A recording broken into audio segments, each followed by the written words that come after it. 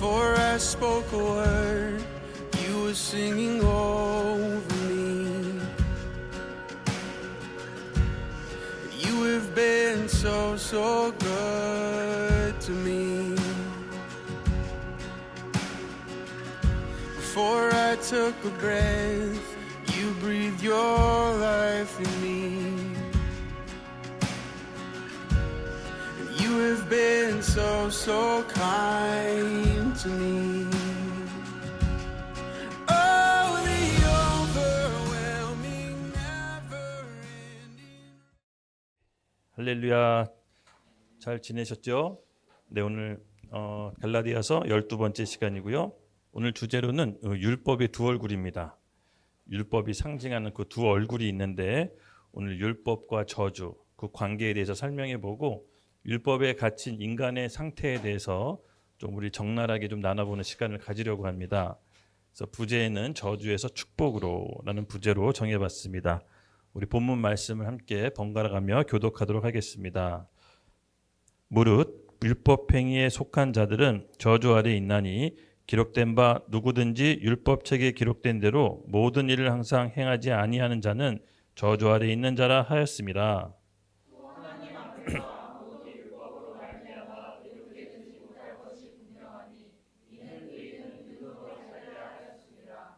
율법은 믿음에서 난 것이 아니니 율법을 행하는 자는 그 가운데서 살리라 하였느니라.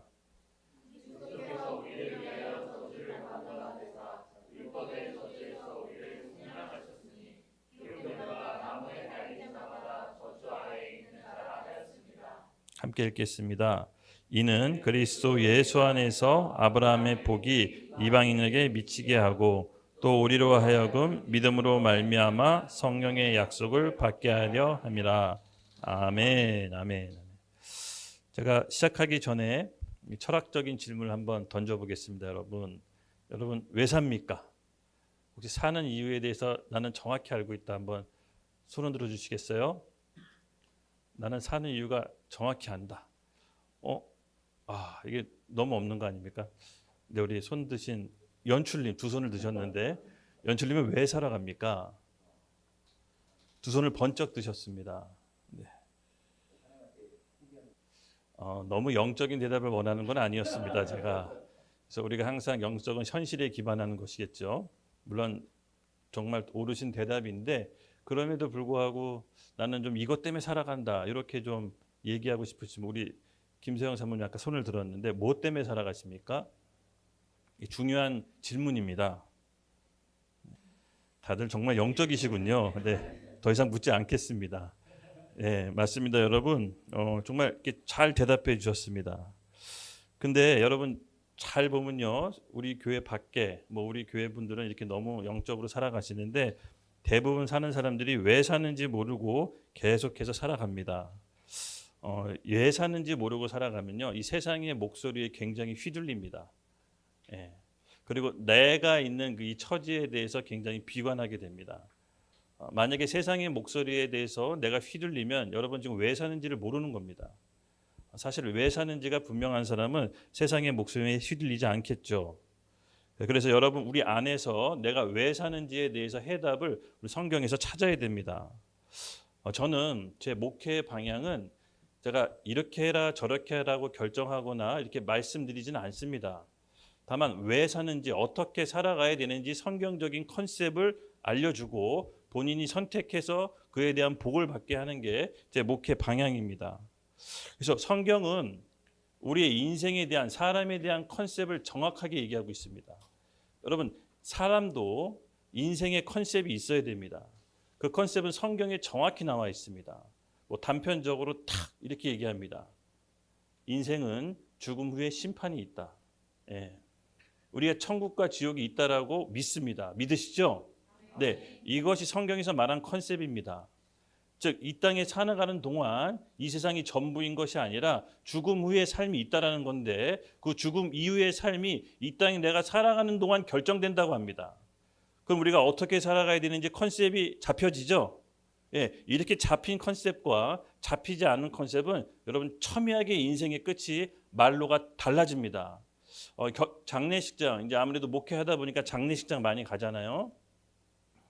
그럼 예수님 믿고 죽는 사람들과 그렇지 않고 죽는 사람들이 이 마음과 이 분위기가 너무 첨예하게 다릅니다. 이건 너무 극명합니다, 여러분. 저는 그 이유를 바로 우리가 예수님 안에서 컨셉을 잡고 죽었느냐, 잡지 못하고 죽었느냐에 따라서 저는 죽음 이유가 완전히 달라진다고 믿습니다. 예. 우리 이 젊으신 청년분들, 제가 컨셉 잡는데 도움을 하나 드릴게요. 전도서 말씀 함께 보여주시죠. 앞으로 어떻게 살아야 될지 컨셉이 잘 잡히는 말씀입니다. 함께 읽겠습니다. 시작.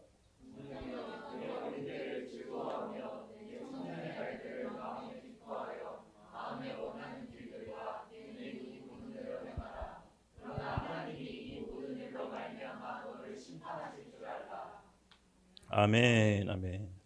맞습니다. 우리 전도서의 말씀처럼 청년의 때에 우리가 마음껏 즐기고 하고 싶은 거 하고 원하는 거 합니다. 그렇지만 그 끝은 결과에 대해서는 우리가 심판이 있다라는 것을 우리 스스로 책임을 져야 된다라고 전도에서는 얘기하고 있습니다. 예, 제가 이제 그 모임을 이렇게 좀 나가잖아요. 이렇게 모임, 이렇게 40대 모임, 50대 모임 가서 이렇게 얘기를 들어보면 하나같이 하는 얘기가 뭐냐면은 열심히 살았는데 뭔가 모르게 가족을 위해 또 자기 자신을 위해 열심히 살았는데 지금 자기가 뭐 때문에 이렇게 열심히 사는지 모르겠다라고 약간 이렇게 좀 멘붕 오신 분들이 꽤 있더라고요. 분명히 그분들은 가족을 위해 또 자식을 위해 열심히 사는 건 맞습니다. 근데 아까도 얘기했지만 인생은 살다 보면 우리가 해결할 수 없는 영적인 문제에 봉착하게 됩니다. 이 영적인 문제에 봉착했을 때 정말로 우리가 이 하나님 나라의 컨셉이 없으면 멘붕이 옵니다, 여러분. 멘붕. 그래서 저는 우리 젊은 청년 시절 한 살이라도 어릴 때 하나님 나라의 컨셉을 잡는 게 무엇보다도 중요하다고 믿습니다. 그래서 저는 그 목회 방향입니다. 여러분들이 하나님 나라의 관점과 컨셉을 잡고 삶을 스스로 개척할 수 있도록 돕는 것이 저의 어떻게 보면은 역할이지 않을까 싶습니다. 제가 삶에 대해서 이렇게 하라 저렇게 하라 결정 지어주지는 않습니다. 그렇지만 성경적인 삶과 관점을 어떻게 살아야 되는지는 최대한 말씀드리도록 하겠습니다. 그래서 우리는 이 성경을 통해서 어떻게 살아가야 되는지 실질적으로 배울 때 말씀이 능력 있게 됩니다. 말씀이 살아 숨쉬게 됩니다. 그리고 말씀이 정말 우리 가운데 어떻게 살아 역사하는지를 여러분이 깨닫고 배우게 된다면 하나님의 말씀이 여러분 사실처럼 달려올 것입니다. 예, 저는 그것이 우리들 중에 이미 시작된 분들도 있을 거라고 믿습니다. 네. 그리고 이제 그 길로 이제 접어들고 이제 간다라고 믿습니다. 여러분 말씀을 읽을 때 이번에 강도가 어떻게 느껴지십니까? 예. 뭐 예전처럼 별 감흥이 없으십니까? 아니면 진짜로 이 말씀을 읽을 때 하나님이 말씀한 것처럼 강도가 오십니까? 예. 여러분 기도하십시오. 예. 말씀은요. 살아 역사에서 움직이는 거기 때문에 제가 지난 시간에도 얘기했지만 우리 자신 우리가 객관적으로 알 수 없습니다. 나 자신도 내 마음 잘 모릅니다. 그러나 나 자신을 언제 아냐?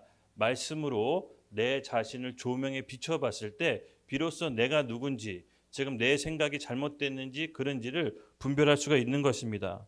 그래서 말씀은 여러분 너무나도 실질적인 겁니다. 저는 20대 후반 때 하나님을 믿고 예수님을 믿었지만 정말 그 예수님 믿고 계속해서 하나님의 말씀으로 저를 정말 사실감 넘치게 이렇게 이끌었습니다. 제 안에 믿음이 있었다면 바로 하나님의 말씀이 내 인생의 모든 문제에 답을 줄 수 있다라는 믿음이 제 안에 있었습니다. 왜냐하면 제가 28살 이후로 정말 제 안에 답이 없었거든요. 제가 인생을 잘 살 자신이 없었습니다. 그래서 유일하게 붙잡은 게 그 하나님 말씀이었고 정말 신기하게 그때 나에게 필요한 말씀들로 나를 이끌어 주셨습니다. 그래서 여러분 우리 마음 가운데 하나님의 나라의 컨셉을 잡는다는 게 뭐냐면 구체적으로 진리가 사실보다 더 강하다라는 겁니다. 예, 하나님 말씀이 진리가 사실을 넘어선다라는 마음이 있어야 됩니다. 그래서 진리가 우리 가운데 믿음으로 선포가 되어질 때 사실도 바뀌는 겁니다. 예, 그래서 믿음의 선진들 또 우리 이렇게 영적인 거장들을 보면요 정말 그냥 순수하게 믿었어요. 어떤 큰 비법이 있는 게 아니라 하나님 말씀이라는 것을 하나님의 말씀으로 주 언어로 믿고 그냥 믿고 순수하게 따라갔습니다. 그랬을 때 하나님이 역사하십니다. 저는 바로 이것이 하나님 나라의 컨셉이라고 봅니다. 네, 우리가 인생 살면서 맞닥뜨리는 인생의 수많은 산들이 있습니다. 그렇죠? 뭐 재정 문제, 인간관계 문제, 경제적인 문제, 수많은 인생의 산들을 아마 맞닥뜨리게 될 것입니다. 근데 그 인생의 산을 여러분 어떻게 넘을 것입니까? 네, 내 힘으로, 내 인맥으로, 내 방법으로, 물론 그렇게 순간순간 넘어갈 수 있겠지만 결국은 내 힘으로 도저히 해결할 수 없는 엄청난 큰 산을 맞닥뜨리게 됩니다. 이때 내가 하나님 나라의 컨셉이 정확히 없으면 정말 이상한 생각으로 그 인생의 산들, 문제들에 대해서 타협을 보게 됩니다.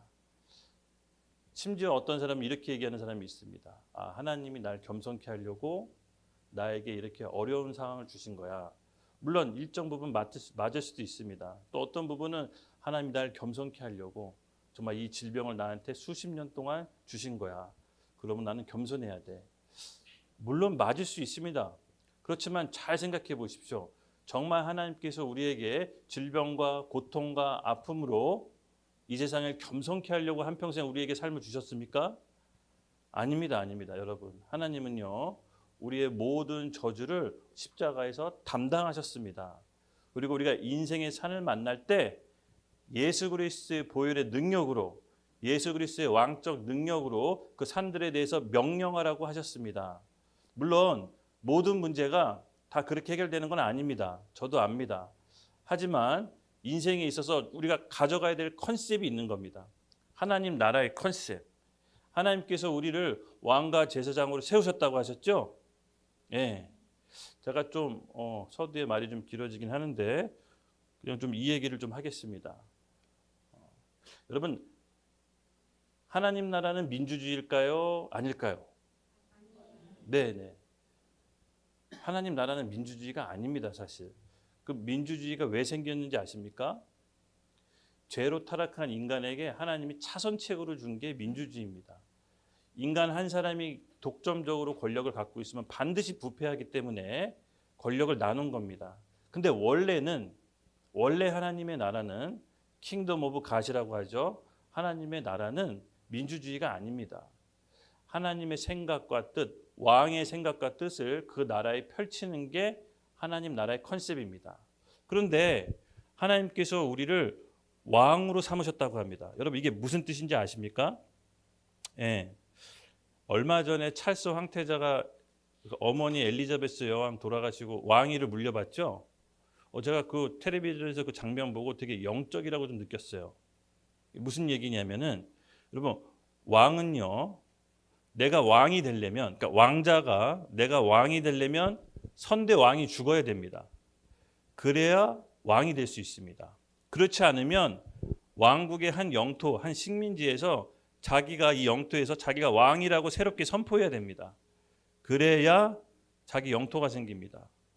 근데 이 찰스 황태자가 나이 70이 먹었는데 어머니 엘리자베스 여왕이 죽고 왕위에 오르는데 70 넘은 할아버지가 왕위에 오르면 기분이 좋을까? 뭐 이렇게 생각이 좀 들더라고요. 근데 그 안에서 굉장히 중요한 원리가 있습니다. 바로 왕이 죽어야 내가 왕이 되든지 아니면 내가 따로 내 영토에서 왕으로 선포하든지. 예. 여러분 중요한 원리가 이 안에 있습니다. 무슨 얘기냐? 하나님께서 우리를 왕으로 삼으셨습니다. 근데 창세기 때 이 세상이 창조되기 전에 보이지 않는 세계만 있었습니다. 그렇죠? 창세기 때 천지창조에 보면 보이는 세계를 하나님이 6일 동안 만들잖아요. 말씀으로. 그 전에는 보이지 않는 영적 세계만 있었습니다. 그때 우리도 함께 있었다라고 놀라운 얘기를 합니다. 중요한 건 뭐냐면은 우리가 왕자로서 하나님의 자녀로 왕자로서 하나님께서 우리를 왕으로 삼으시려고 눈에 보이는 세상을 만들고 그 위에다가 우리를 보내셔서 눈에 보이는 세상을 다스리라고 왕적 지위를 준 겁니다. 그래서 우리는 하나님 나라의 자녀임과 동시에 이 세상에 눈에 보이는 이 세상에 왕적인 지위를 갖고 있는 겁니다. 여러분 이 마인드가 성경적인 컨셉이 있어야 됩니다. 제가 이 믿음이 제 안에 확 들어왔을 때 정말 약간 저도 모르게 이렇게 막 똘끼가 생기더라고요. 예. 여러분, 왕은 자기 왕국의 소유물을 그냥 자기가 갖는 겁니다. 그렇죠? 누구랑 상의해서 좀 빌려줄래 이렇게 얘기하지 않습니다. 왕국의 모든 소유는 왕 겁니다. 그렇죠? 그게 왕국입니다. 제가 올해 초에 어떤 방송국에서 개척교회 목사님을 초대해서 그 개척교회 목사님을 위해서 뭐 방송을 이렇게 뭘 하는 게 있어서 우리 기훈이랑 그때 갔었죠. 네, 여의도에 있는 방송국인데 그 가서 예배를 드리는데 사회자가 개그맨이었는데 어떤 마음으로 여기 오셨어요라고 이렇게 물어보더라고요. 이제 사전에 이제 작가님이 어떻게 대답하라고 미리 얘기해 주셔서 그거대로 이제 대답했는데 그 방송국에서 이런 얘기를 하더라고요. 이 공간, 이렇게 넓은 공간이 있는데 개척교회를 위해서 이 공간을 대여해 드리겠다 이런 얘기를 하는 거예요. 그렇죠? 네. 그래서 그냥 마음속에 좀 품고 있다가 시간이 흘렀어요. 그리고 지지난주인가 우리 하나 월요일 날 학교에 데려다 주고 거기 지나가는 길이 차 타고 있어가지고 방송국 앞에다 차를 세우고 딱 올라가 봤습니다. 그때 생각이 나더라고요. 그래서 여기 어떻게 되지 문을 똑똑 두드리니까 어떤 직원들하고 뭐 사무실이 있더라고요. 그래서 제가 약간 왕적 권세로 똘끼를 부렸습니다. 왕은 점유자에게 내 물건 달라라고 아까 제가 얘기했다고 했죠. 똘끼를 부린 겁니다.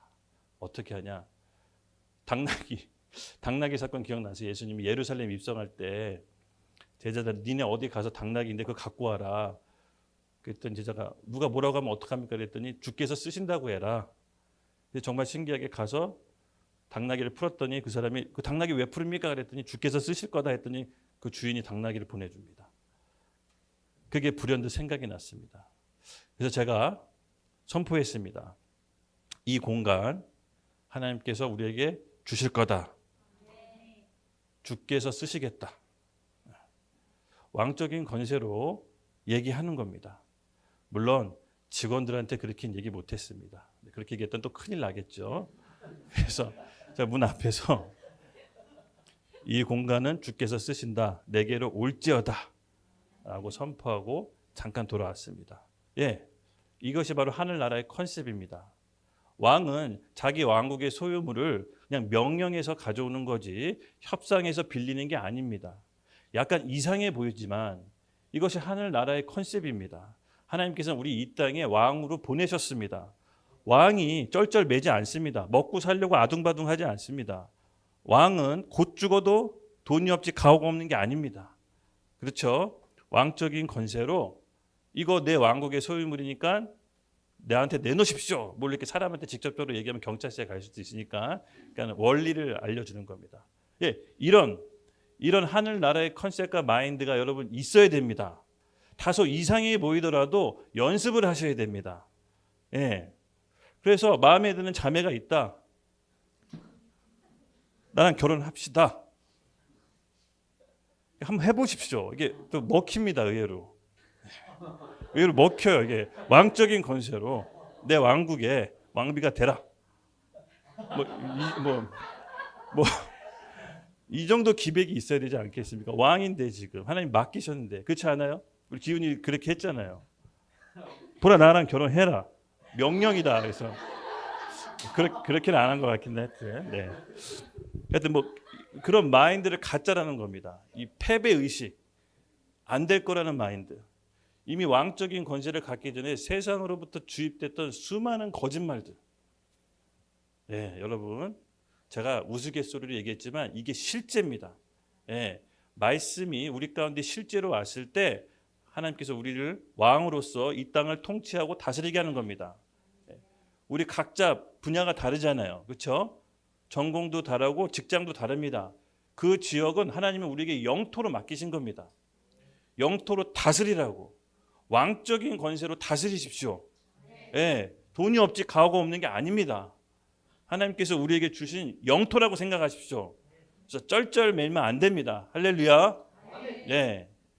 우리 다니엘이 아멘 하는데 너무 힘이 납니다. 아멘. 아멘. 네. 감사합니다. 예. 그래서 이제 본격적으로 오늘 말씀에 들어가도록 하겠습니다. 서두가 좀 길었습니다. 예. 오늘 말씀은 이제 율법과 저주와의 관계를 설명합니다. 즉 율법하고 저주는 세트입니다. 그래서 율법에 속해 있는 인간이 저주받은 상태에 대해서 오늘 좀 살펴보려고 합니다. 그래서 여러분 율법과 저주의 관계를 오늘 잘 익혀서 내가 혹시 내 삶의 영역에 율법으로부터 저주 가운데 있는 게 있다면 오늘 그걸 끊어내십시다. 네, 끊어내는 역사가 일어날 줄로 예수님의 이름을 축복합니다. 네, 말씀 읽겠습니다. 율법과 저주의 속성에 대해서 살펴보겠습니다. 무릇 율법 행위에 속한 자들은 저주 아래에 있나니 기록된 바 누구든지 율법책에 기록된 대로 모든 일을 항상 행하지 아니한 자는 저주 아래에 있는 자라 하였습니다. 아멘. 말씀이 이렇게 되어 있어요. 기록된 바 누구든지 율법책에 기록된 대로 모든 일을 항상 행하지 아니하는 자 저주 아래에 있다. 여러분 이게 무슨 말입니까? 잠깐 율법에 대해서 설명하기 전에 배경 설명을 좀 짧게 해드리겠습니다. 성경은 세 시대로 분류합니다. 창세기부터 모세가 율법이 받기 전에 양심의 시대라고 합니다. 그리고 모세가 율법을 받고 예수님께서 십자가에 죽고 부활하기 전까지를 율법의 시대라고 합니다. 그래서 예수님께서 부활하시고 앞으로 도래할 종말 재림 때까지를 현재를 교회 시대라고 합니다. 이렇게 세 시대로 구별할 수가 있는데 크게는 지금 우리는 어느 시대에 살고 있습니까? 예, 율법이 폐기되고 믿음으로 의롭게 되는 성령께서 우리를 이끄시는 교회 시대에 지금 살고 있습니다. 그렇죠? 그래서 지금 이 율법의 구시대가 폐기되고 새로운 성령의 시대, 교회 시대로 넘어가는 그 중간에 이 바울이 설명을 하는 겁니다. 율법과 저주가 어떤 속성이 있는지. 예, 율법의 첫 번째 속성이 뭡니까? 바로 이겁니다. 율법은요, 기록된 대로 모든 일을 항상 행하지 아니하는 자는 저주 아래에 있다. 즉, 율법의 속성은 율법을 지키지 않으면 형벌이 따르는 저주 가운데 있는 것입니다. 그래서 율법 아래에 있다는 것은 저주 가운데 있다는 게 무슨 말이냐? 율법을 어겼을 때 그 상응하는 대가를 치르게 되는 게 율법의 저주 아래에 있는 겁니다. 여러분 율법은 하나님께서 왜 주셨습니까? 오늘 주제가 율법의 두 얼굴이죠. 예, 율법은요 사실은 슬픈 거예요. 원래 우리 율법 전에 뭐라고 그랬죠? 양심의 시대라고 그랬죠. 창세기 때부터 모세 전까지. 이때는 율법이 필요 없었습니다. 하나님과 창세기 때 여러분 잘 보시면 하나님과 아무런 꺼리낌 없이 정죄감이나 열등감 없이 동행하면서 대화하면서 아버지 하나님을 언제나 대면하는 그런 하나님과의 동행하는 삶을 계속 삽니다. 근데 왜 율법이 생겼냐? 하나님과의 신뢰 관계가 깨졌기 때문에 그의 대책으로 율법을 준 겁니다. 이미 신뢰 관계가 깨어져 버리면 그대로 원상 복귀하기는 너무 어렵습니다. 아담이 죄로 말미암아 하나님과 관계가 끊어졌죠.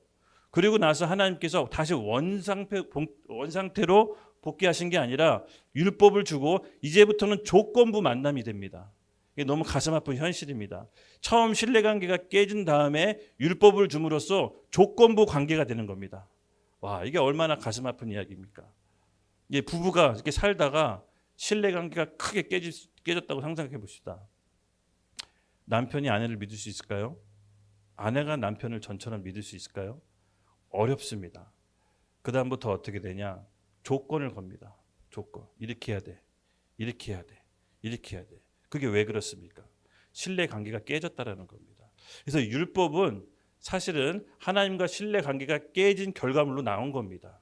그래서 하나님을 자연스럽게 이제부터 만날 수 있는 것이 아니라 율법의 조건을 이루어야 하나님 앞에 갈 수가 있는, 율법을 다 이루어야 의롭게 될 수 있는 저주 아래 들어간 겁니다.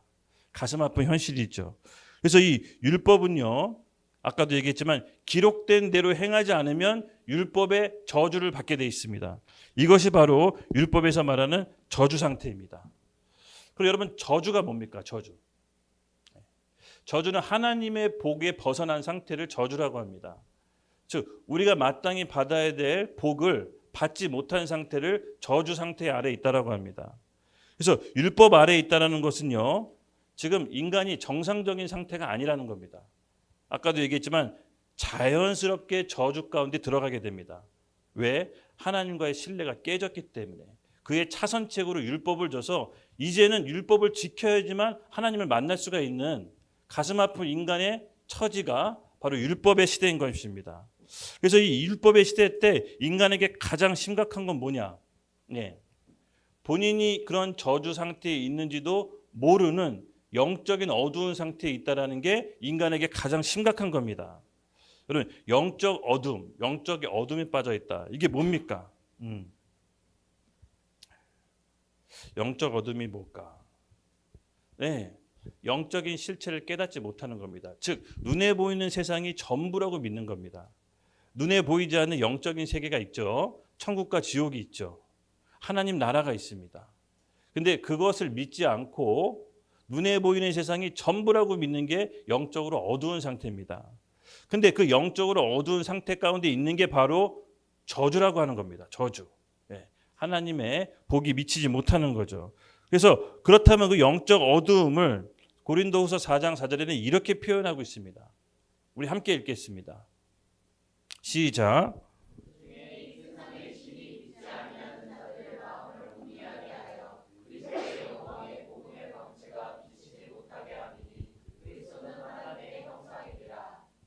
아멘. 이 세상 신이 믿지 않은 자들의 마음을 혼미케 해서 그리스도의 영광의 복음의 광채를 모르게 한답니다. 예. 즉 영적인 어둠의 상태는요, 영적인 실체를 모르는 무지함에서 오는 겁니다. 무지함. 예. 여러분, 이 무지함이 얼마나 심각하냐면요, 내가 눈에 보이는 것이 전부 다라고 믿는 이 세상에서 주는 컨셉. 예. 이 컨셉이 바로 육신에 의해 살도록 만드는 겁니다. 내가 먹고 자고 편안하게 살고, 어떻게 하면 내 육신이 편하고, 어떻게 하면 나의 오감을 만족시키고, 이것이 바로 영적인 무지함 상태입니다. 천국과 지옥이 있죠. 하나님도 있고 귀신도 존재합니다. 영적인 악한 영 사탄도 있습니다. 그 영적인 실체를 아무리 설명해줘도 모르고 인정하지 않고 거부합니다. 이것이 바로 영적으로 어두운 상태입니다. 바로 이런 사람을 어떻게 하냐? 사단이 그 사람들의 마음을 혼미케 한다고 합니다. 그래서 그리스도의 복음의 광채만 모르게 하는 게 바로 사단의 전략입니다. 그때 어떻게 그럼 어두운 가운데 우리에게 빛의 광명을 찾아줄 수 있느냐? 네, 지금부터 그 얘기하겠습니다. 우리 요한복음 1장 1절에서 4절 함께 읽겠습니다. 시작. 태초에 말씀이 계시느니라. 이 말씀이 하나님과 함께 계셨으니 이 말씀이 곧 하나님이시니라. 그가 태초에 하나님과 함께 계셨고 만물이 그로 말미암아 지은 바 되었나니 지은 것이 하나도 그가 없이 된 것이 없느니라. 그 안에 생명이 있었으니 이 생명은 사람들의 빛이라. 네, 어두움 가운데 예수님께서 빛으로 세상에 들어오셨습니다. 근데 여러분 잘 아시다시피 예수님이 빛으로 와셨을 때 어두움이 그의 백성들이 예수님을 알아보지 못했다고 했습니다. 빛을 거부한 거죠. 왜 그랬을까요? 본인들의 어둠이 밝히 드러나는 것을 원치 않아 한 겁니다. 그래서 빛을 거부하고 십자가에 못 박아 죽입니다. 그런데 이 빛이 오늘 뭐라고 얘기합니까? 요한복음이 태초에 말씀이 계셨는지 그 말씀이 곧 하나님이시니라. 그 말씀이 하나님과 함께 계셨다고 합니다. 그 말씀이 곧 예수님이십니다. 말씀이 육신이 되어 우리 가운데 거하심에 어떻게 이런 일이 일어날 수 있습니까? 바로 성경 말씀, 진리의 말씀으로 우리 심령 안에 조명해 줬을 때 우리 마음의 어두움이 빛으로 오는 겁니다. 그때 거짓이 무엇인지, 죄가 무엇인지를 깨닫게 되는 겁니다. 한 번도 생각해 본 적이 없는 거에 대해서 마음이 아파하기 시작하고 마음에 하나님의 말씀이 무겁게 들리기 시작합니다.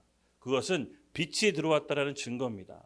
하나님의 말씀이 우리 심령 가운데 빛으로 들어올 때 우리는 율법과 저주에 대해서 빠져나올 수 있는 겁니다. 그래서 사람은요, 빛이 들어오기 전까지, 예수님이 우리 삶 가운데 개입하시기 전까지는 어두움 가운데 있는데, 그 어두움 가운데 있는 사람의 인간의 실성은 뭐냐?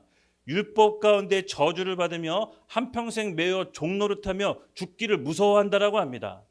이것이 율법과 저주에 있는 인간의 상태인 것입니다. 여러분, 안 그런 것 같죠? 저는 예수 믿는 집안에서 살지 않았습니다. 그래서 예수님 믿고 우리 집안을 보면 극명하게 달라지는 거 보고, 와, 성경 말씀이 진짜 어마어마하다. 저희 집은 삼형제입니다. 여러분 익히 잘 알고 계시죠? 저희 친척, 삼촌들, 고모들이 있는데 삼촌들, 자녀들, 고모들 굉장히 어렵게 삽니다. 제가 이걸 너무 극단적으로 표현한 거 아닙니까 하는데 아닙니다. 저희 집만, 저희 삼형제만 예수 믿고 온전합니다. 지금. 나머지 다 이혼하셨고 삼촌 식물인간 된다 얼마 전에 돌아가셨고 지금 정상이 아닙니다. 조카들도 동생들도 어떻게 됐는지 소식이 끊겼습니다. 근데 딱 우리 둘째 형, 경룡이 형이 예수 믿고 우리 집안에 복음이 되면서 우리 집안 형제만 멀쩡합니다.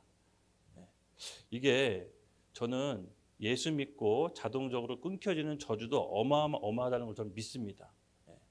이 성경은요. 가게로부터 흘러내려오는 저주도 있다라고 합니다. 예수 믿는 즉시 그 가게의 저주가 딱 끊깁니다. 저는 그걸 우리 집안을 통해서 극명하게 본 사람입니다. 그래서 저한테 예수님 믿는다는 건 죽고 사는 문제였습니다. 실질적인 거였습니다. 그래서 죽고 사는 실질적인 문제를 여러분 안전할 수 있을까요? 아니요. 안전할 수가 없는 겁니다. 전할 수밖에 없는 겁니다. 수단과 방법을 써서라도 전할 수밖에 없는 겁니다. 그래서 여러분 오늘 우리 같이 우리 인생 가운데 예수님이 빛으로 찾아오셨죠. 여러분 가운데 다 경험이 있을 겁니다. 제가 오늘 이제 말미에 얘기하겠지만 빛으로 찾아오신 이유가 있는 겁니다. 괜히 우리 삶 가운데 빛으로 개입하신 게 아닌 것입니다. 저는 우리 인생 가운데 지금 우리가 이렇게 모여서 예배 드리는 것도 결코 우연이 아니라고 봅니다. 하나님께서 하실 일이 있는 겁니다. 우리 공동체를 통해서 교회를 통해서 하나님께서 이 세상 가운데 빛으로 보내실 겁니다. 그 일이 저는 이미 시작됐다라고 봅니다. 아멘. 지난주에 제가 이제 말미에 기도하다가 주의 청년 1만 명을 보내주세요라고 선포했습니다. 왕적인 건설을 선포했습니다. 1만 명 곧 올 겁니다. 어떻게 올지는 저도 잘 모릅니다.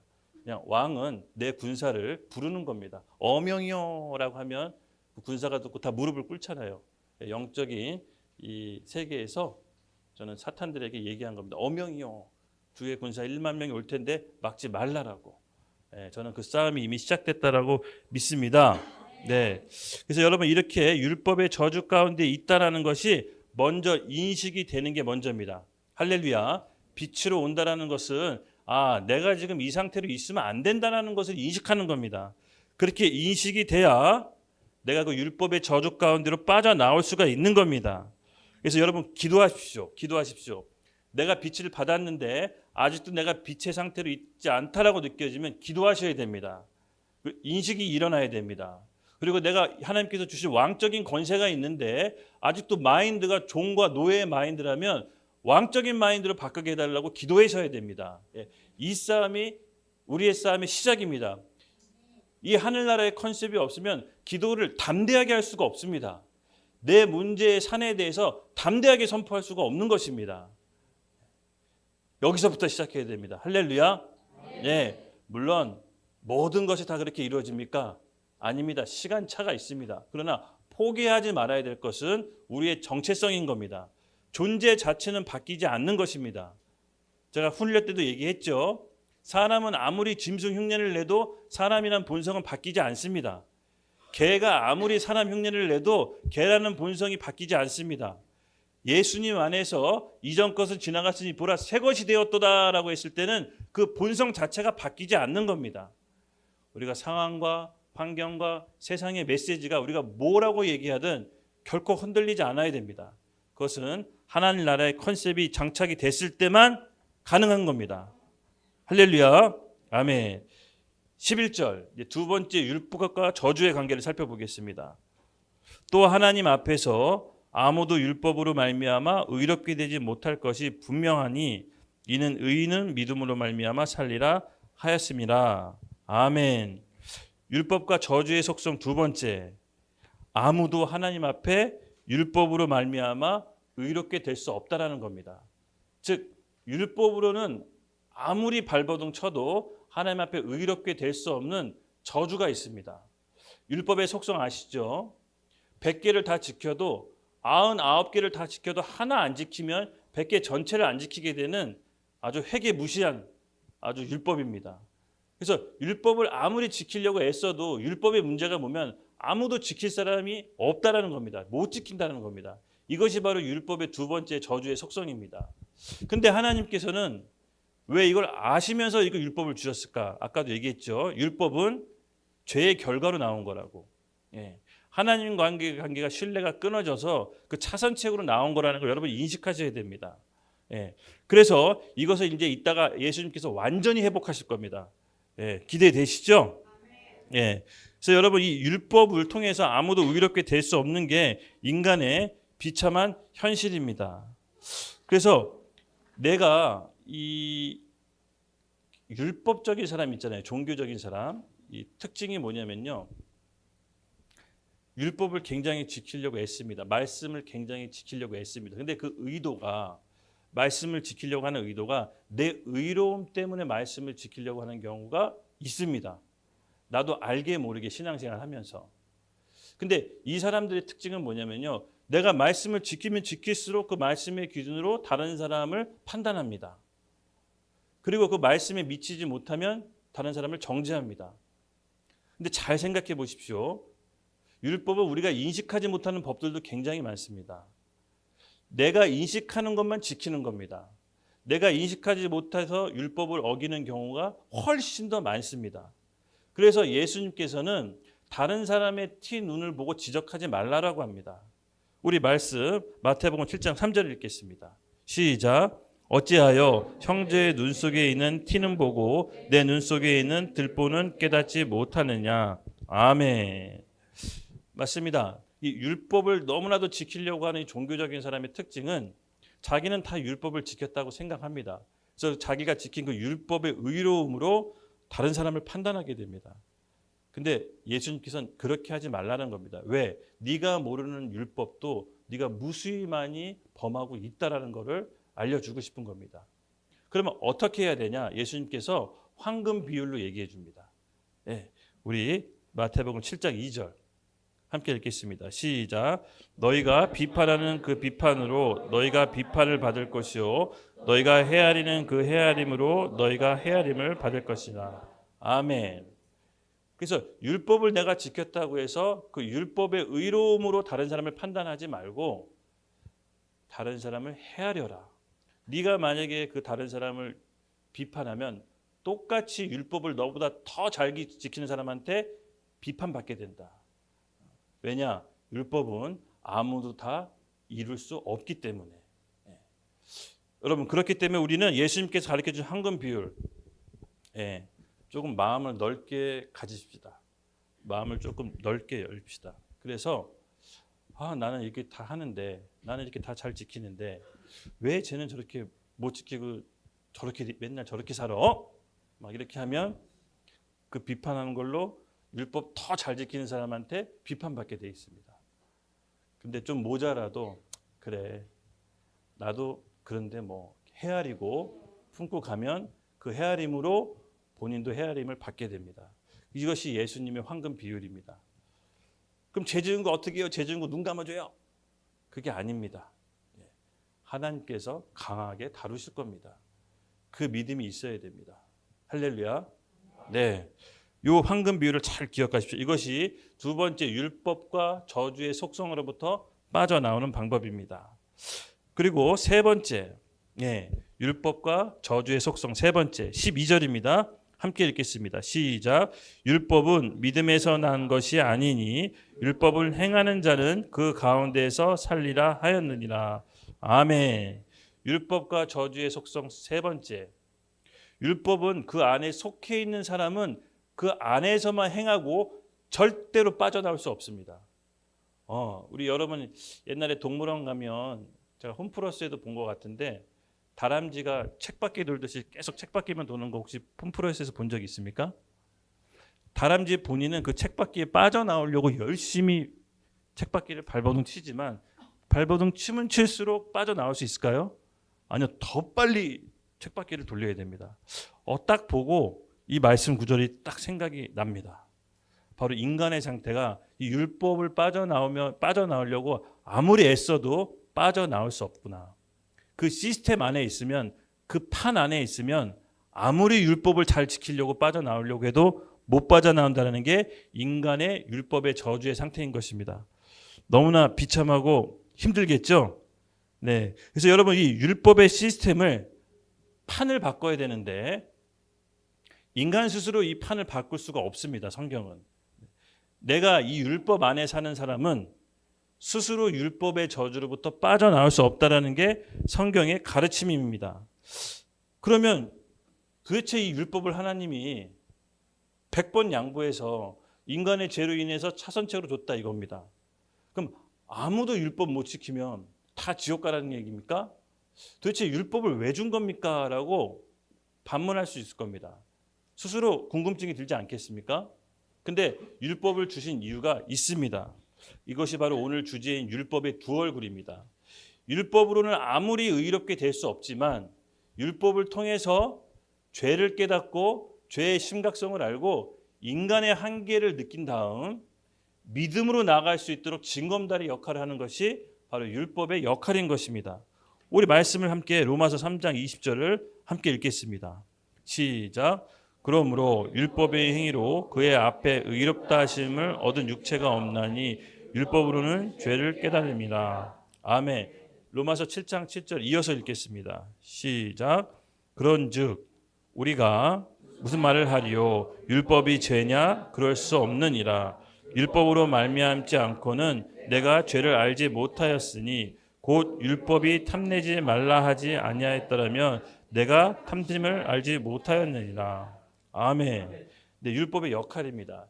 율법으로 의롭게 될 수는 없지만 율법을 통해서 죄를 깨닫고 죄를 알게 되고 죄에 대한 경각심이 생깁니다. 그리고 죄에 대해서 우리가 멀어질 수가 있는 거죠. 그리고 그것을 통해서 율법으로는 도저히 사람이 의롭게 될 수 없다라는 걸 인간의 한계를 우리가 깨닫게 됩니다. 그리고 믿음으로 나가게 되는 징검다리 역할을 하게 됩니다. 그것이 갈라디아서 3장 21절에 나와 있습니다. 함께 읽겠습니다. 시작. 결코 그럴 수 없느니라.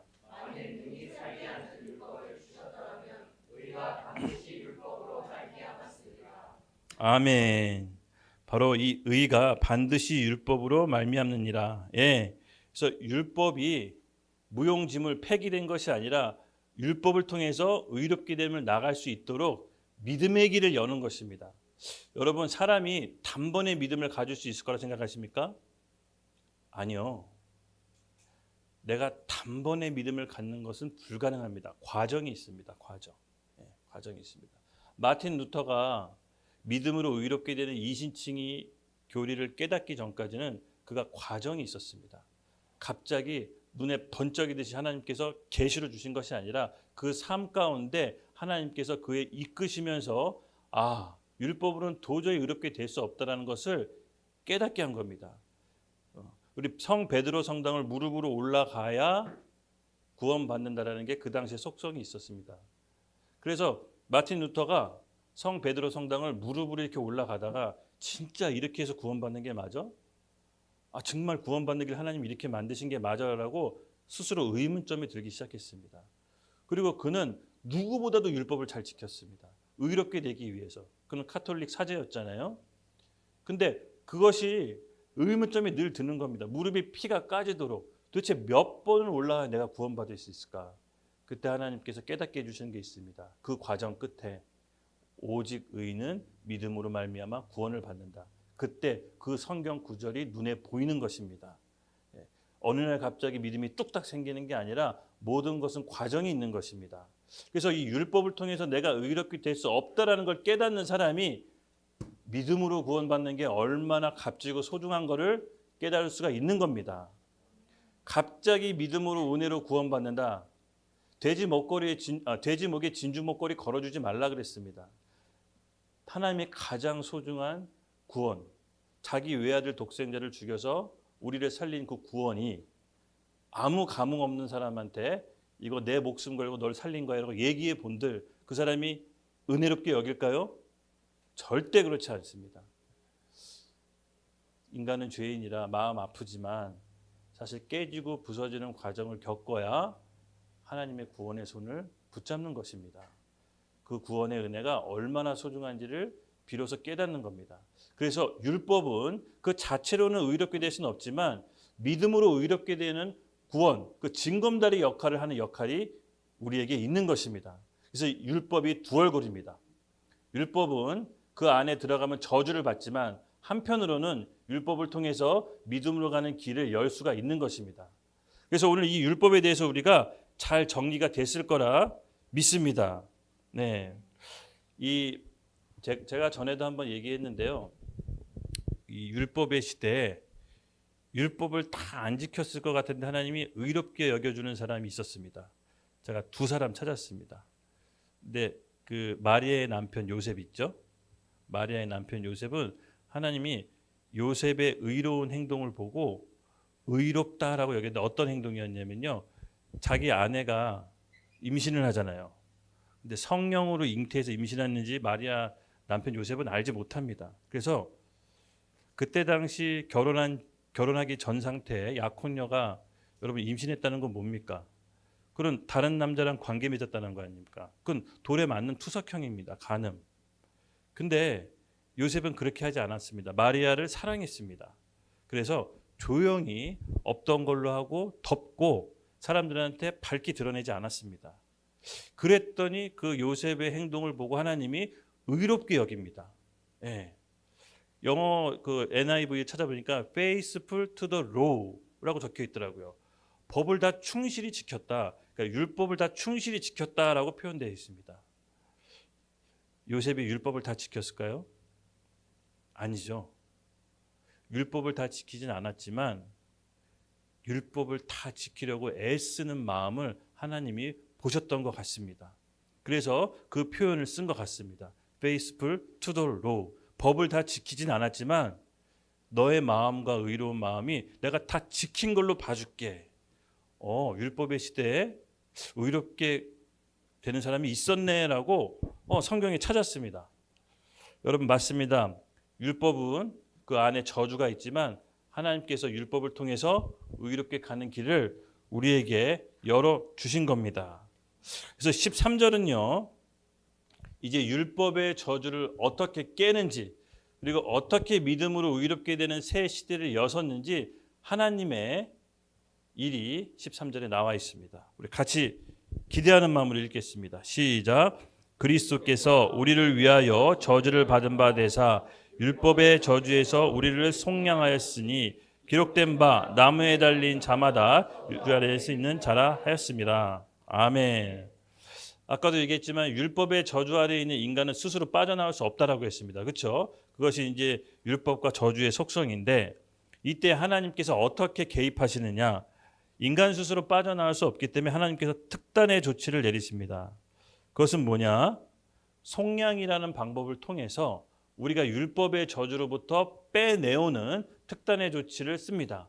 그렇다면 왜 속량이라는 방법을 쓰셨냐? 그 영적인 배경을 좀 이해하셔야 됩니다. 제가 전에도 설명했는데 속량이 뭐죠? 말했듯이 죄의 값을 대신 치르는 겁니다. 그러니까 죄를 값으로 대신 치른 겁니다. 여러분 누구에게 빚지면 그 빚진 사람은 결코 빚을 다 갚을 때까지 자유로울 수 있을까요? 없을까요? 자유로울 수 없습니다. 근데 죄를 범한 인간은 영적으로 사단을 아버지라 부르며 한평생 매어 종노릇하는 사단의 권세에 속해 있다고 합니다. 자동적으로 태어난 즉시. 근데 그 상태에 인간 스스로 빠져나올 수 없기 때문에 하나님의 특단의 조치로 속량이라는 값을 지불해서 우리를 빼오려고 작정하신 겁니다. 근데 이 죄의 값이 뭐냐? 죄의 싹은 뭐라고 했죠? 사망. 죄에 대한 값을 지불하려면 누군가는 죽어야 됩니다. 죽어야 그 죄에 대한 동일한 값이 지불되는 겁니다. 근데 여기는 조건이 있습니다. 아무나 죽어서는 안 됩니다. 죄 없는 사람이 죽어야 됩니다. 그리고 그냥 죽어서도 안 되고 피 흘려서 죽어야 됩니다. 육체의 생명이 피에 있다라고 예언기에 나와 있기 때문에. 그래서 이 조건을 충족시켜야 죄에 대해서 값을 지불하고 그 사람을 빼올 수가 있는 겁니다. 그래서 성경은 그리스도 예수 안에서 죄와 사망의 법에서 빠져나올 수 있고 빠져나온 즉시 생명의 성령의 법으로 나온다라고 얘기합니다. 잠깐 인준이 이쪽으로 와보세요. 이렇게 왜 갑자기 뒤로 갔어요? 앞에 되게 좋았는데 좀 전에. 네, 인준이가 그냥 약간 모델로 좀 써보겠습니다. 인준이 여기 앉으세요. 네, 여기 있어 보세요. 네, 앞을 보십시오. 네, 인준이가 어마어마한 순발력.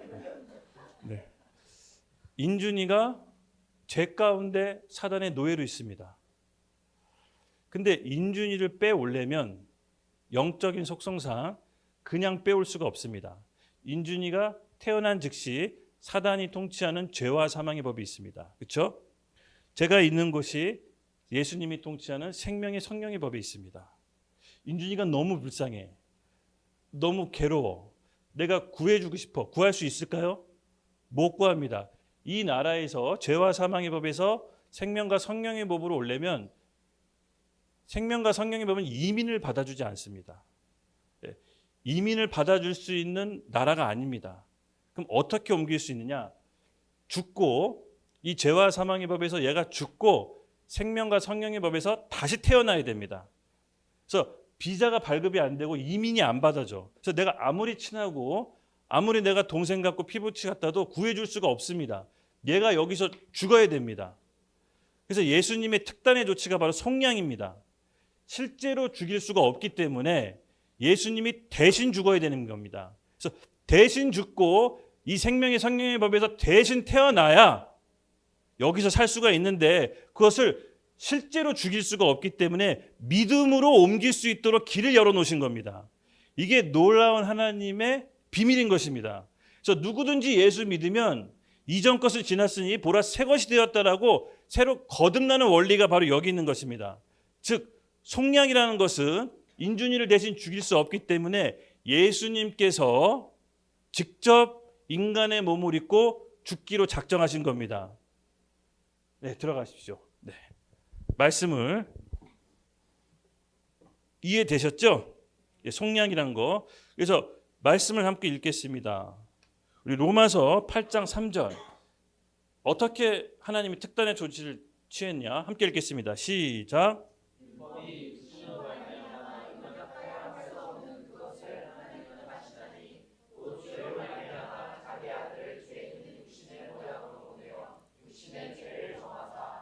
아멘. 성경에 보면 예수님은 죄를 알지도 못하고 지은 적이 없다라고 하십니다. 근데 우리를 속량하기 위해서 죄가 없으신 분에게 죄를 일방적으로 정합니다. 그리고 죄를 일방적으로 정하고 그 육신 가운데 모든 십자가의 저주를 감당하게 하십니다. 그리고 죽이시죠. 그래서 믿음으로 저 예수님의 죽음이 나의 죄 때문에 죽었다고 믿는다면 똑같이 죽는 걸로 하나님이 동일시 여겨주는 겁니다. 그래서 이 죄와 사망의 법에서 죽고 생명의 성령의 법에 다시 태어날 수가 있는 겁니다. 그래서 니고데모가 유대인 랍비였잖아요. 예수님이 이렇게 걸어가실 때 자기도 유대인 선생인데 대놓고 물어볼 수는 없고 밤에 몰래 찾아가잖아요. 도대체 어떻게 다시 거듭날 수 있습니까? 사람이 어머니 폐에서 다시 태어날 수 있습니까? 그때 예수님이 말씀하셨잖아요. 물과 성령으로 다시 거듭날 수가 있다. 이게 바로 이 얘기입니다. 예. 그래서 우리가 예수님의 성령을 여러분 믿으십니까? 예. 그럼 죄와 사망의 법에서 죽은 사람입니다. 그리고 생명의 성령의 법에서 다시 태어난 겁니다. 존재 자체가 바뀐 겁니다. 그래서 이전에 있던 김성환은 없는 겁니다. 엄밀히 따지면. 그리고 새로 태어난 김성환만 있는 겁니다. 여러분 이 인식이 장착되어 있어야 됩니다. 아셨죠? 예. 그래서 제가 한번 우스갯소리로 얘기했잖아요. 교통경찰 과속으로 만났을 때 아저씨 과속했잖아요. 그때 그 사람은 없습니다. 좀 전에 죽었습니다. 이렇게 해보라고 도움이 됩니다. 여러분 이것이 우리의 정체성입니다. 이것이 하늘나라의 컨셉입니다. 하나님 말씀이 우리 마음보다 더 큰데 네가 뭔데 자꾸 옛 과거의 옛사람으로 돌아가려고 하느냐. 우리 로마서 6장 6절 말씀 함께 읽겠습니다. 시작.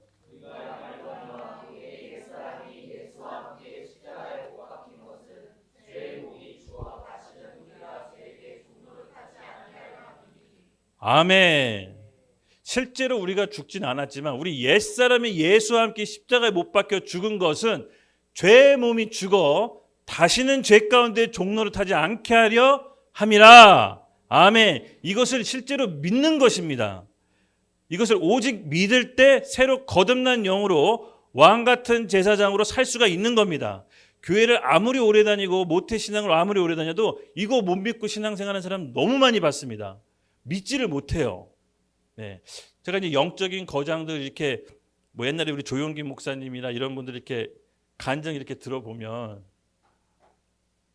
그냥 이걸 실제로 믿어요.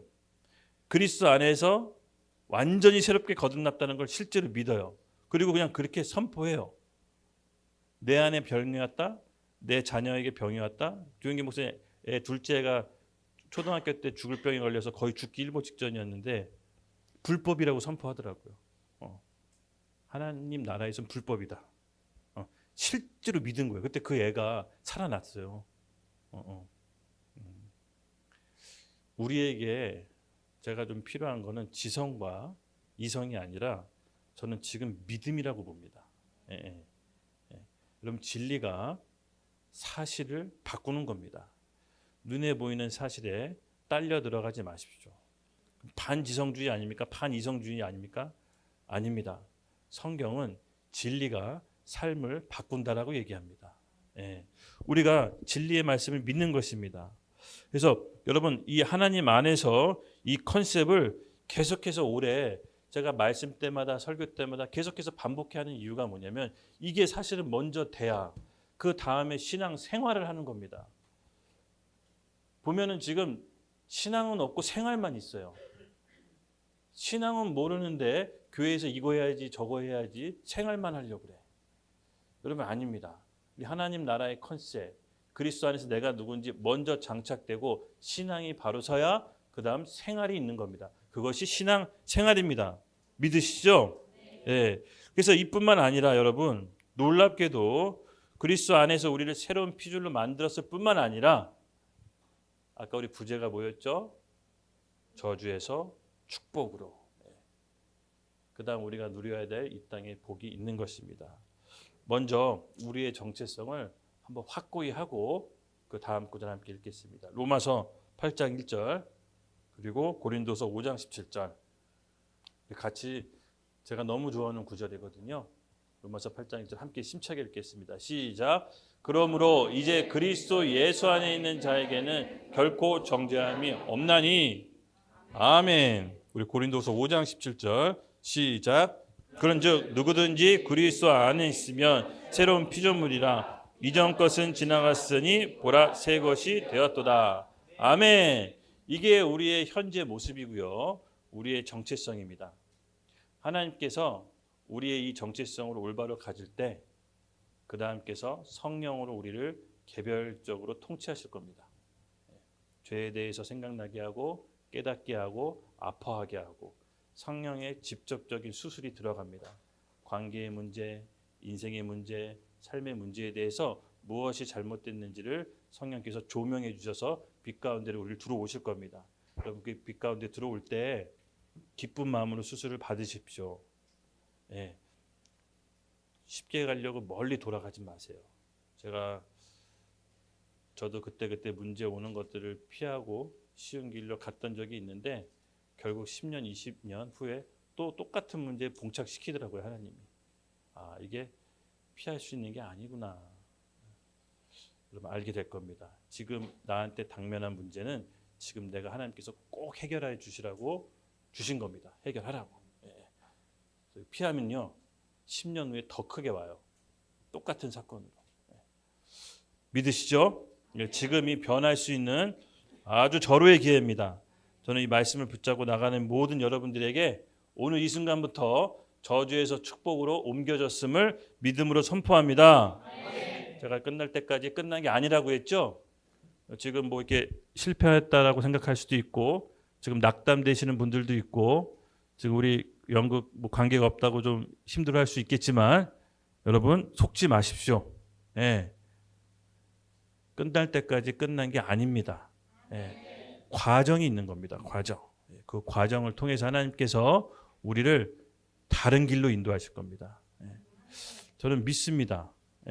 그래서 여러분 포기하지 마시고 이미 훈련 받기로 결정하셨으면 끝까지 한번 받아보세요. 교회 다니기로 결정했으면 끝까지 한번 뭐가 되든 돼보세요. 중간에 포기하지 마세요. 그러면 이게 정말 죽도 밥도 안 되더라고. 그냥 있다 보면 가랑비에 옷 젖는다고 있다 보면 변해요. 그래서 포기하지 않는 게 가장 중요한 영성입니다. 할렐루야. 네. 그래서 이걸로 그치는 게 아니라 하나님께서 이 땅 가운데 주신 실질적인 복을 다시 회복시켜 주십니다. 우리 14절 함께 읽겠습니다. 시작. 이는 그리스도 예수 안에서 아브라함의 복이 이방인에게 미치게 하고 또 우리로 하여금 믿음으로 말미암아 성령의 약속을 받게 하려 함이라. 아멘. 아멘. 하나님께서 저주에서 축복으로 회복해 주시는데 두 가지 복을 회복시켜 주신답니다. 첫 번째가 예수 안에 있는 아브라함의 복, 그리고 약속의 성령. 이 두 가지가 우리에게 축복으로 주어집니다. 구체적으로 뭐냐? 우리 찬양팀 나오시고 함께 이걸 살펴보겠습니다. 구체적으로 어떤 거냐? 우리 아브라함에게 하나님이 받았던 복이 있죠? 그 복이 이제부터 여러분의 것이 될 것입니다. 창세기 12장 2절에서 3절 우리 말씀을 선포할 때 이 복이 나의 것이라고 믿고 선포합시다. 함께 읽겠습니다. 시작. 내가 너로 큰 민족을 이루고 내가 복을 주어 내 이름을 창대하게 하리라. 너는 복이 될지어다. 너는 축복하는 자에게 내가 복을 내리고 너를 저주하는 자에게 내가 저주하리니 땅의 모든 족속은 너로 말미암아 복을 얻을 것이니라 하신지라. 아멘. 여러분, 아브라함이 어떤 사람입니까? 인간적으로 아브라함을 보면요, 이 축복을 받을 만한 사람이 안 됩니다. 좀 쓰레기 같아요. 자기 좀 어렵다고 자기 와이프 사라 팔아먹습니다. 모른 척하라고 시킵니다. 굉장히 내가 봤을 때 남자로서 해야 될 짓을 2번씩이나 해요. 근데 하나님께서 아브라함을 열국의 아비로 세우십니다. 왜? 하나님의 복은 우리와 상관없이 주시는 하나님의 일방적인 의지인 것입니다. 우리가 하나님 안에서 약속만 파기하지 않는다면 우리 삶에 굴곡이 있고 우리가 실수한 것도 있고 죄 지은 것도 있지만 우리가 하나님의 약속을 먼저 파기하지 않는다면 하나님께서는 일방적으로 우리에게 주실 축복이 있는 것입니다. 그래서 우리가 그 복을 믿고 이 아브라함의 복이 나의 복이 됩시다.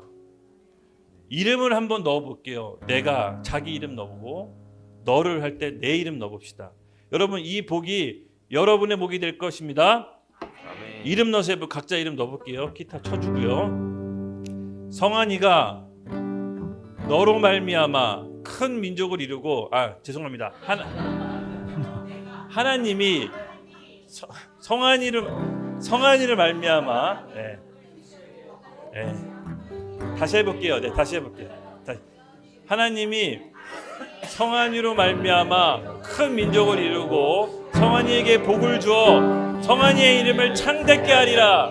너는 복이 근원이 될지어다. 아멘. 성한이 너를 축복하는 자에게 내가 축복할 것이고 성한이 너 저주하는 자에게 내가 저주하리니 땅의 모든 족속이 성한이 너로 말미암아 복을 받을지어라 하신지라. 아멘. 아멘. 두 번째 복입니다. 약속의 성령을 주셨습니다. 이게 중요하죠? 저 이게 너무 좋습니다. 하나님께서 우리 고아처럼 내버려 두지 않으셨습니다. 예수님께서 죽고 부활하셔서 가시적인 눈앞엔 사라졌지만 보혜사 성령님을 우리 가운데 보내주셔서 교회를 통치하십니다. 그래서 지금은 성령의 시대라고 하죠. 교회 시대라고 합니다. 성령님은 예수님의 말씀을 깨닫게 하고 생각나게 하고 가르치신다고 했습니다. 그 성령님이 우리 가운데 이 심령에 거하고 계십니다. 우리와 영원토록 함께 하신다고 합니다. 불안해서 예수님 십자가에 못 박혀 죽은 것도 불안해서 영원토록 함께 하신다고 합니다. 우리 약속의 말씀, 그 성령님이 우리 가운데 거하시면 여러분 어떠한 일이 일어나는지 우리 그 약속의 성령을 받으시기 바랍니다. 17절 18절 함께 읽겠습니다. 시작. 믿는 자에게는 이런 표적이 따르니 곧 그들이 내 이름으로 귀신을 쫓아내며 새 방언을 말하며 뱀을 집어올릴 것이며 무슨 독을 마실지라도 해를 받지 아니하며 병든 자에게 손을 얹는즉 나음이라. 아멘. 여러분, 오늘 이 순간부터 여러분의 삶 가운데 초자연적인 삶의 일상이 되기를 예수님의 이름으로 축복합니다. 아멘. 성령의 능력으로, 성령의 권능으로 주님께서 주시는 모든 축복을 받기를 예수님의 이름으로 축복합니다. 아멘. 세상이 주는 거짓말, 세상이 주는 나라는 메시지 여러분 거부하십시오. 성령께서 말하시는, 하나님께서 말하시는 나가 진짜 나입니다. 말씀이 뭐라고 했습니까? 믿는 자들에겐 이런 표적이 따르니 그들이 내 이름으로 귀신을 내쫓으며 새 방언을 말하며 뱀을 집어올리며 무슨 독을 마실지라도 해를 받지 않으며 병든 사람에게 손을 얹은즉 나음을 얻으리라. 아멘. 우리가 이 말씀으로 하나님 앞에 고백하며 나갑시다. 올해 3개월 정도 남았습니다. 올해도 빨리 지나갔죠? 10, 11, 12 이제 3개월 남았습니다. 저는 우리 3개월 남은 이 시점에서 우리가 붙잡아야 될 말씀이라고 믿습니다. 하나님, 우리 성도들 가운데 아브라함의 복이 오늘 이 가운데 임하게 하여 주시옵소서. 성령의 권능이 임하게 하여 주시옵소서.